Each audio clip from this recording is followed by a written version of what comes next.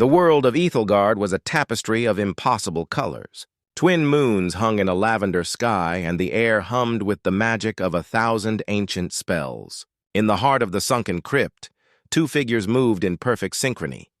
Kalen, a paladin clad in gleaming silver armor, raised his broadsword, its edge glowing with holy light.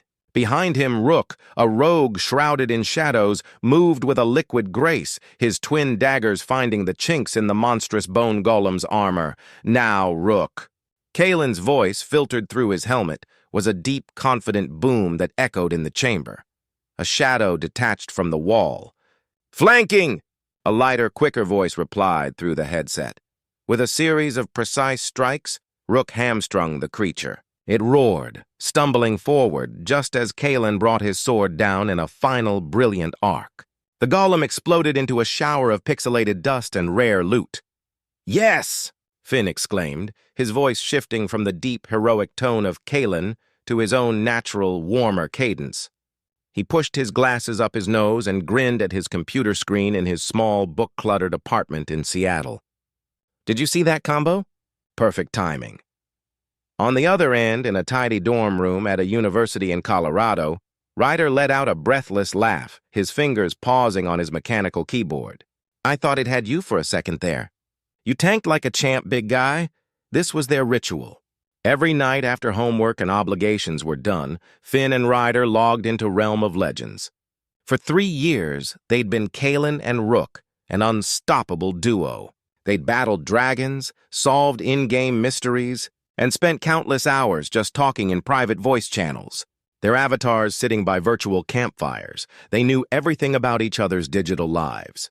But the real world was a different server, one they rarely connected to. "Big test tomorrow?" Finn asked, organizing his inventory. Ryder sighed, a soft, static crackle through the headset. "Yeah, organic chemistry. It's going to be the death of me. My dad keeps texting me motivational quotes about doctors and success. The pressure is a lot." Finn's smile faded. He knew about Ryder's family. The expectation to follow a long line of medical professionals. The quiet disappointment when Ryder chose a biology major instead of jumping straight into a pre-med track. It was a topic that often made Ryder's usually cheerful voice grow heavy. "Hey, you've got this," Finn said, his tone softening. "You're the smartest person I know. You can recite the properties of every herb in Ethelgard's eastern forest. A little organic chem is nothing." "Thanks, Kay," Ryder said, the gratitude evident in his voice. He always used Finn's gamer tag when he was particularly thankful. "What about you? How's the coding project?" "Buggy," Finn admitted.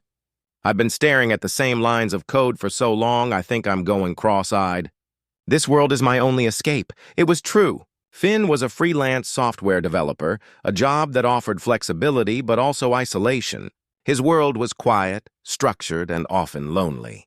Ryder, with his infectious laugh and relentless optimism, was a burst of color in his grayscale routine. They talked for another hour, about everything and nothing. Movies they wanted to see, the annoying quirks of their neighbors, their dreams. Finn dreamed of starting his own indie game studio. Ryder dreamed of doing field research, maybe in a rainforest, far from the sterile environment of a hospital. "I should probably go attempt to study," Ryder finally said, reluctance in his voice. "You'll be on tomorrow?" "Wouldn't miss it," Finn replied. "Good luck, Ryder. Good night, Finn." The call disconnected, leaving Finn in the sudden silence of his apartment. He pulled off his headset, the absence of Ryder's voice feeling like a physical thing. He looked at his desk, at a small framed picture of his parents.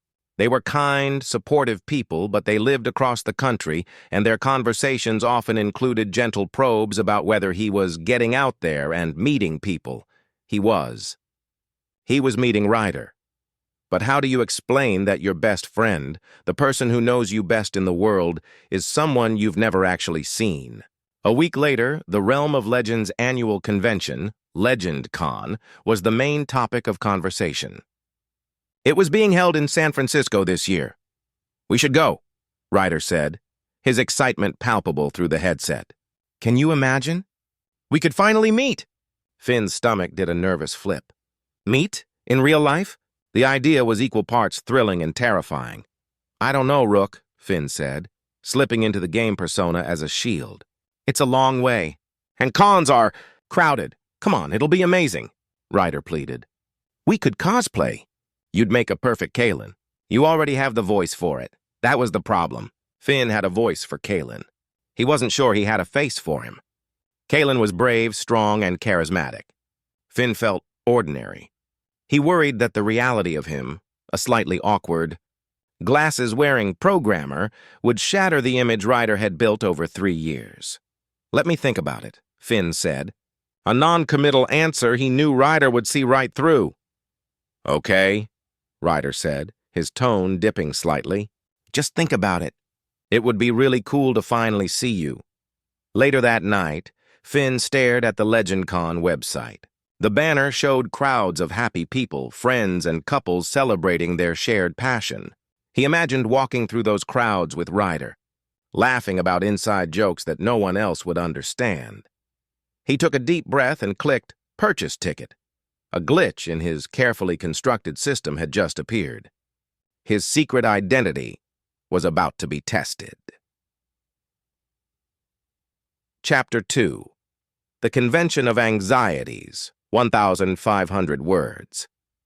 The Moscone Center was a swirling vortex of noise, color, and humanity. Finn, clutching the strap of his messenger bag, felt utterly overwhelmed. He'd built his Kalen armor for the occasion, a surprisingly good cosplay made from EVA foam and Warbler, but inside it, he felt more like Finn than ever.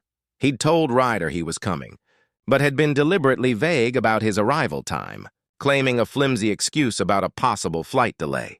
He needed a moment to himself, to breathe and find his courage. His phone buzzed in his hand. Rook.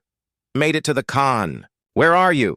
I'm by the big dragon statue in the main hall. I'm the Rook with the slightly crooked hood. Finn's heart hammered against his ribcage. This was it. He adjusted his armor, took a steadying breath that fogged up the inside of his helmet, and began to navigate through the throngs of people. And then he saw him. By the towering, artistically rendered dragon statue stood a Rook. His costume was detailed and clever, made of dark, textured fabrics. The hood was, indeed, sitting a little askew, but Finn's eyes weren't on the costume. They were on the person wearing it. He was shorter than Finn had imagined, with a lean, energetic build. He was bouncing slightly on the balls of his feet, scanning the crowd with an expression of eager anticipation. His hair was a mess of chestnut-brown curls escaping from under the hood, and his eyes, a warm, bright hazel, were alight with excitement. He was, in a word, beautiful. All of Finn's fears came rushing back. The deep, heroic voice he used online felt like a fraud now. What would happen when this vibrant, real person was confronted with the quiet man behind the helmet? He watched as Ryder checked his phone, a small, hopeful smile playing on his lips. Finn couldn't do it. The fear of disappointment, of seeing that bright light in Ryder's eyes dim when he saw the real him, was too paralyzing. He turned around and melted back into the crowd, his heart aching with a cowardice he despised. For the next hour, Finn wandered the convention floor, a ghost in his own armor. He watched groups of friends laughing, saw other gaming duos meeting for the first time with shouts of joy and easy hugs. He felt a profound sense of loneliness. He was surrounded by thousands of people who shared his passion, and he had never felt more alone. His phone buzzed again. Rook. Hey, everything okay? You said your flight was this morning. Guilt twisted in Finn's gut. He was being unfair. Ryder had done nothing to deserve this. He found a relatively quiet corner near an exhibitor booth and typed a reply, his hands shaking. Kalen. Yeah, made it. Just dealing with some stuff. Sorry. The reply was immediate. Rook. No problem. Want to meet up?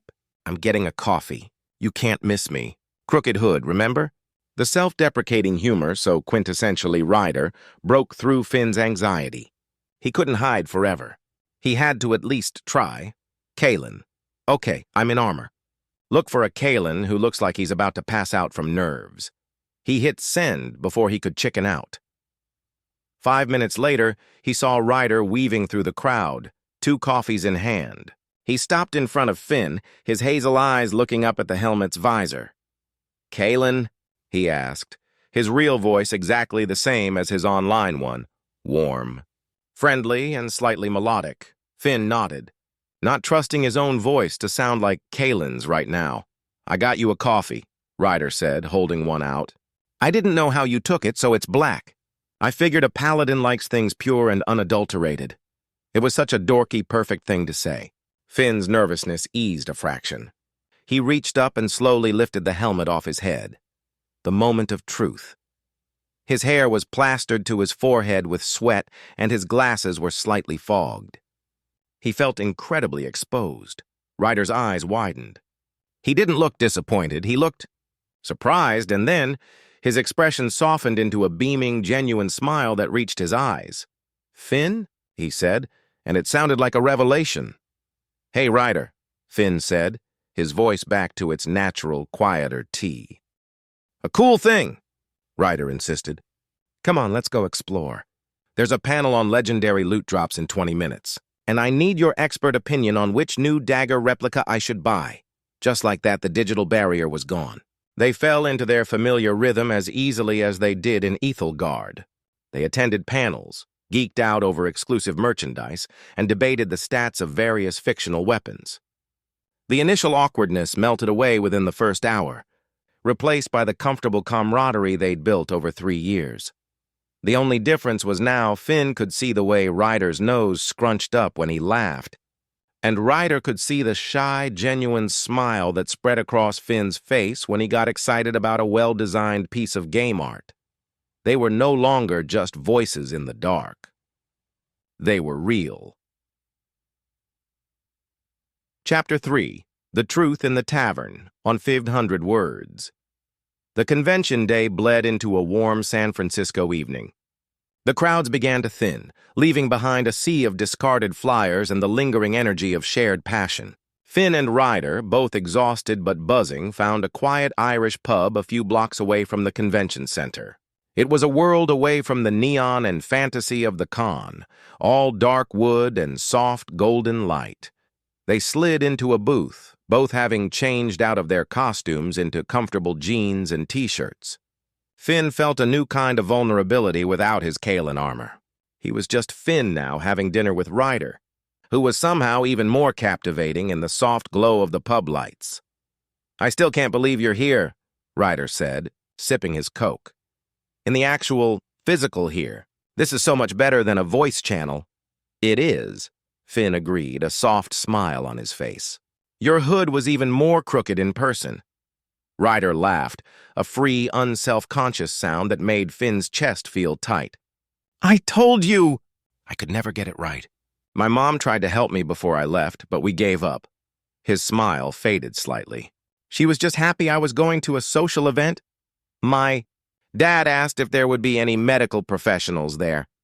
The mention of his family brought a shadow to his eyes that Finn recognized from their late-night talks. They still on your case about med school? Finn asked gently. Ryder shrugged, tracing a pattern on the condensation of his glass. It's a constant, low-frequency hum of expectation.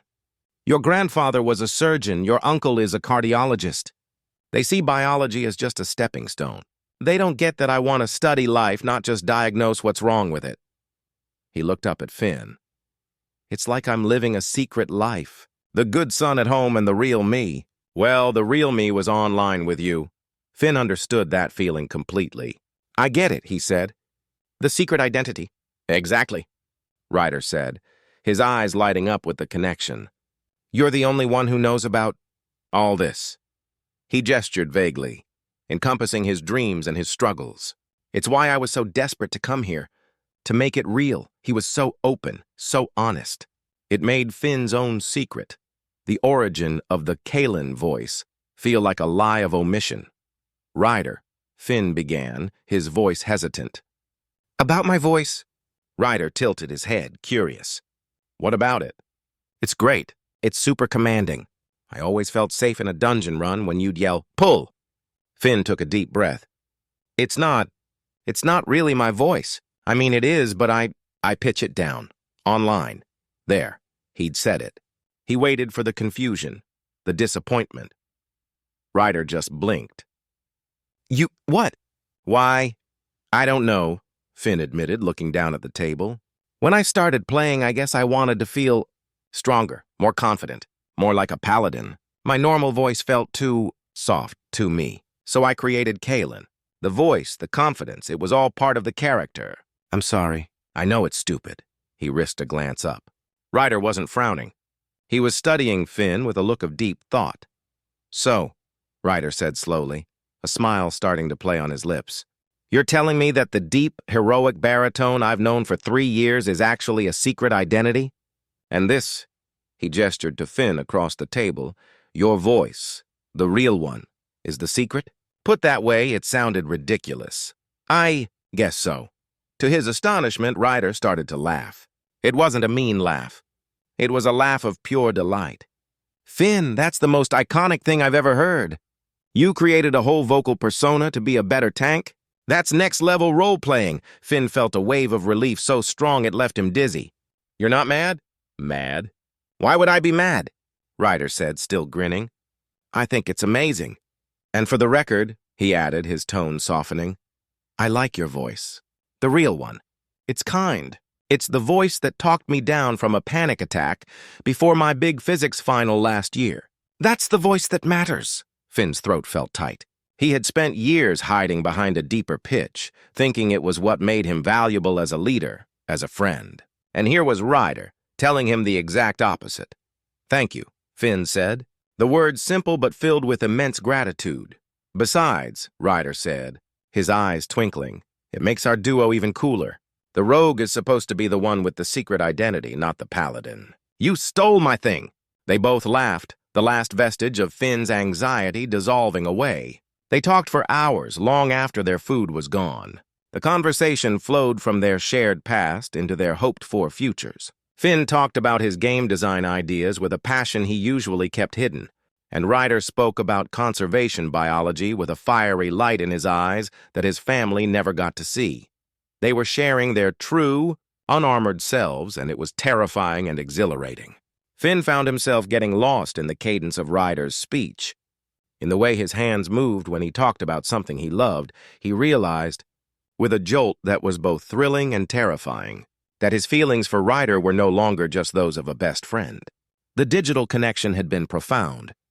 But this, seeing him, hearing his real laugh, watching the expressions flit across his face, was transforming that bond into something deeper, something undeniable. The pub was closing. They stepped out into the cool night air, the sounds of the city a distant hum. I should probably get back to my hotel, Ryder said, though he made no move to leave. Early flight tomorrow. Right, Finn said, his heart sinking. The magical bubble of